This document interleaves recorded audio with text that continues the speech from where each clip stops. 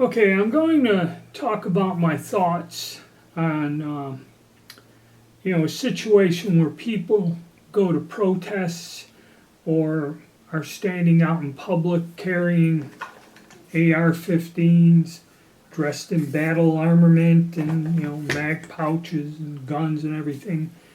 Um, a lot of times this is, they are saying they're demonstrating their Second Amendment rights. And we all know from when COVID came out that there were a ton of protests in their last election year, which this is coming up again.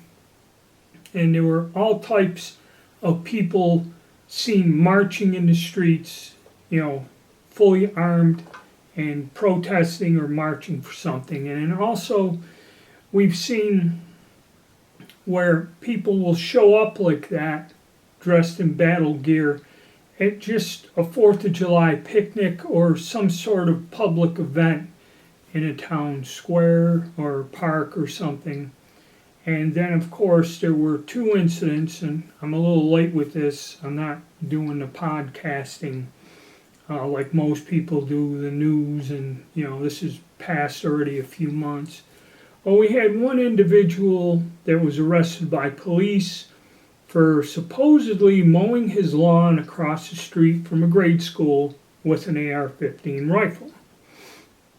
And then when I was trying to search for that, which that's nil and gone because that's like a news flash, and they had a gentleman that was just standing on a corner in his neighborhood, holding an AR-15 style rifle like this, just standing there, no battle gear, just a rifle, when, school buses were unloading and bringing children home from school. And I'm going to discuss these situations and what I think about them and why I believe, honestly, I believe it's not good for people who own guns or wish to argue the Second Amendment rights. Okay, so let's start with the protests and the armed people showing up. All right. Now, having battle gear. Okay, when I was younger, I did. I had a rucksack, I had a belt, suspenders. I still have some of this antique stuff around from my 1911, a couple spare mags and that. And I still have this other antique thing, which, back in the day when I was in, I carry my magazines in. And it hooks on that belt there. So if society ever got to the point where to go out to get my trash cans or walk around my yard because the neighborhood is full of marauding bandits and I have to carry a rifle and a pistol with me when I go outdoors, I have the equipment for it. Would I wear this to a demonstration or celebration? No. Okay. And another thing, there are people that said, hey, look, this upsets us. I remember watching a video, this one guy standing there with a rifle, and this guy was a Vietnam veteran, actually. He goes, why are you doing this? Well, my Second Amendment rights. Well, it's 4th of July parade, picnic, or whatever it was in this city, and the guy goes, this is where we got women, children, families, we're here to celebrate something. Nobody is bringing up the political debate of the Second Amendment or anything. It's just a day out for people. And, standing there in full battle dress with magazines and a gun and that, it upsets people.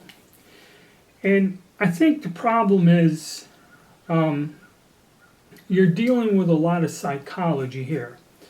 Now, is the guy that's a veteran, like he said, I'm a veteran, I'm not saying you shouldn't own guns and this and that, but this is not the time and the place for it. And I believe the problem lies in, okay, not everybody thinks like maybe the way you feel about this, okay, or with the intensity or passion that you do. Yes, I own firearms. Yes, I believe in the Second Amendment. Yes, I don't want them to ban something like this or tax me or fine me or anything. And this gun doesn't cause problems, doesn't cause our social problems. And these tools or these weapons do not create gun violence. Okay, people do. But on that hand, and there's the other people on the far left that, freak out and say nobody should own a gun, blah, blah, blah, this and that. But there are a large amount of people in the middle that really, this is not a pressing issue to them. They just wish to live their lives, okay, and mind their own business. And to some people, this is frightening, because let me ask you this. Do you have your trust in your fellow man? You got a group of people who are not authorized by law enforcement or the military wandering around in military gear, when there's a crowd of people out there, who are these people? What are they doing? Why are they standing here? And again, like I said, it's psychology, all right? Years ago when I was younger, we all had guns. We all, had gear and stuff. We never went out publicly and did this. This was in case of an emergency, you had this stuff at hand, okay? The Cold War was still running hot. Actually, in the late 70s, early 80s, it got up to where, we thought there would be some sort of a nuclear incident, all right? This was an ever-present threat. And what happens is people are very short, they have short memories. Okay, the younger people have absolutely no idea what the hell I'm talking about. And what happens is now, like I said, some people are so frightened of firearms. Okay, I've seen people that if you're in a room and you walk in with something like this, or God forbid you come walking into a room with something like this, they actually start freaking out and hyperventilating. Over the years, I've seen this happen where I was either transporting a gun or something or taking it out of the car, and somebody just standing there actually was terrified just of the firearm. It doesn't matter what type of firearm, just a firearm. Some people have issues and are frightened. Okay, are they wrong or whatever? No. What happens is people don't respect other people's feelings. There are people that may not feel the same way that I do about firearms. To me, is nothing to get nervous about. But if I know it upsets the hell out of somebody, it is not my goal or intention to strike fear or intimidation into people. Okay?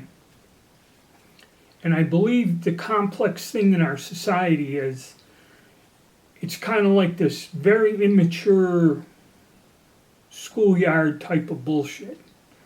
You get the left, which have taken over the media. You don't get this, your First Amendment rights, freedom of speech, that's being crushed. These people control it. They project an image and make anyone who is pro-gun look bad. So I understand why the people will go out to demonstrate their Second Amendment rights and make a presence known. Okay, and again, it's not illegal. Okay, this is the crux of these two matters where one guy was arrested and one guy wasn't. And when they interviewed him, he's just standing there holding his rifle. It's not illegal. I'm not doing nothing wrong. I guess open carry of a rifle is not illegal in many places. Okay? But if you're standing there holding a double-barrel shotgun or a pump shotgun, you will not draw as much attention. You will not get people to freak out if you're standing there with something like this. Okay? This is another thing. Again, the ploy. Anything configured in an AR-15 style like this, it does have a psychological effect on people. Okay? And what part of the problem is is you're minding your own business, you go through life, and I personally, would not like to see somebody standing with a rifle, when the kids are getting dropped off from the school bus. Whether or not he's up to no good or not, that's just, it's a form of your putting your idea and your thoughts, but it does intimidate people, okay? I will stand up for my Second Amendment rights, but I will not intimidate the general populace over it, okay? That's my opinion on it, all right? And that's what these people are doing. And like I said, it goes back to this schoolyard mentality where you're being pushed and insulted and embarrassed and put down. And they are provoking you to do something, okay, to where you will get in trouble. Now, let's take the thing about the guy mowing his lawn with an AR-15 slung on his back, okay? Again, this is a grade school. He's across the street from the grade school. All right? And this is another thing, and it's not just about the Second Amendment or gun control. Small children should not be involved in these political battles. And unfortunately, that's what's been going on. People under the age of 18 are being influenced with all kinds of bizarre ideas, all right? And fear and that, and the guys there walking around in front of a grade school with a rifle, even though it's on your property and legal, is probably frightening some of these children, okay? Number one. Number two, it does create a fiasco because everyone complains about these mass shootings in schools. And no matter what security they have or what measures are taken, and it varies from place to place, and even in one state, it varies from school district to school district, okay? What type of security or plan of action is there to keep the building safe? Also, most of the people who run the schools, are in charge of the schools, do not have military training, do not have law enforcement training, and never in their career did they think they would have to deal with armed shooters or something that, basically a law enforcement or military style thought process has to be involved there. These people are not trained for it. That's why all this stuff ends up disastrously. They lock the shit out of their doors and everything, and like the last one, they just shoot right through the glass and come into the building. So what do we have to put? Blast doors? Okay, this is what I mean. So these people are going to panic and go apeshit anyway, all right? And they're not going to deal with anything, okay? They can't cope with it. So you're kind of asking for trouble when you do that. You're just stirring up the people, and you are frightening those people that are in the middle that really, they're not going to say one way or the other. It's like when the guy was standing on the corner, this one guy said, it makes me nervous. It makes me feel uncomfortable.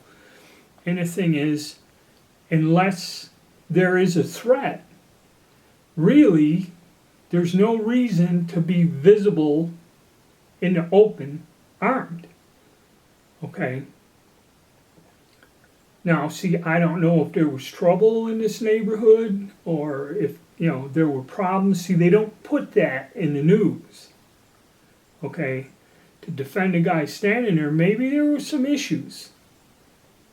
And he's just standing there, not only for his Second Amendment rights, but to prove that, I'm not going to tolerate this in the neighborhood.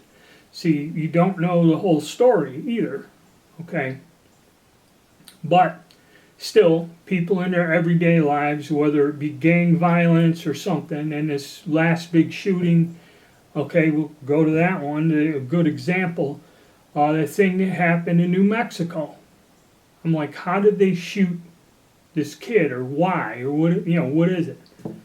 And the truth of the matter was, it was a gang out to look for revenge on someone, and they mistook the people in this car for the individual they were looking for and just unloaded on them and unfortunately killed this person that had nothing to do with any of this young boy.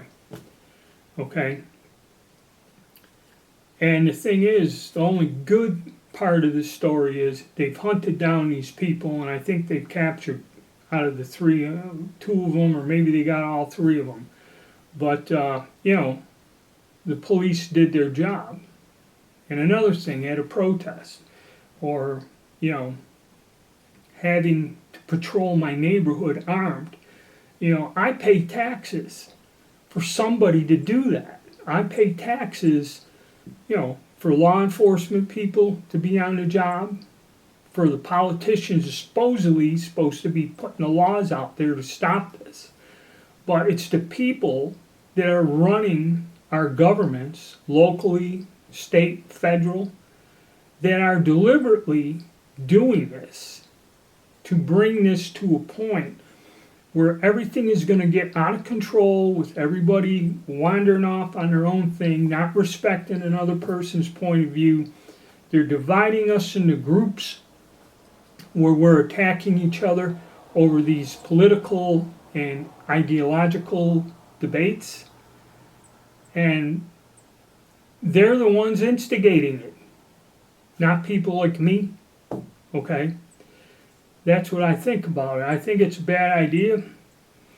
But the one thing I have noticed is little by little, as this election year approaches, I'm seeing changes in state laws, local laws. I heard the other day in Seattle, Washington, they did some insane stuff that in the city limits, theft and narcotics use are non-criminal offenses inside the city limits of Seattle. Well, things got so out of control that they had to reverse the law, and that publicly shooting up with heroin or fentanyl and laying on a sidewalk is illegal now. I don't know about the theft part, but they reversed this ridiculous decision. Okay? So we're starting to see things shift a little bit more positive towards people who believe in, in their constitutional rights, and that you should just not allow criminals and that to run amok. Okay, pretty simple. So that's my thoughts on it, and really, I think everybody should just stay calm, respect other people's feelings. And I understand everyone gets excited and wants to voice their opinion and voice it loud because a lot of our opinions are being suppressed. Okay, I'm wondering if this video and what I'm talking about is going to get removed from YouTube because, they do suppress our opinions, and that both in the mainstream media and the people that control all these things, like Google and that controls all this stuff on the internet. It's a very bad situation. But I do think that when you go out and push it, you're being baited in so you can be placed in a bad light for your beliefs. And there's enough people who, how can I put it? They're not on either end. You got extremes, okay? People believe in this, people that are very much against it. Well, there's a section of folks in the middle that kind of really, whatever their opinion is, they try to sway them. And when they get nervous and uncomfortable, they will kind of sway to the left on it. So that's what they're doing. They're trying to pit us against each other, get us to have open arguments, create more fear and panic, and divide the people's mindset. That's my opinion on it. So I ain't going to drone on anymore. So, alright guys, if you like the channel and the content, hit the like button, subscribe, and stay tuned.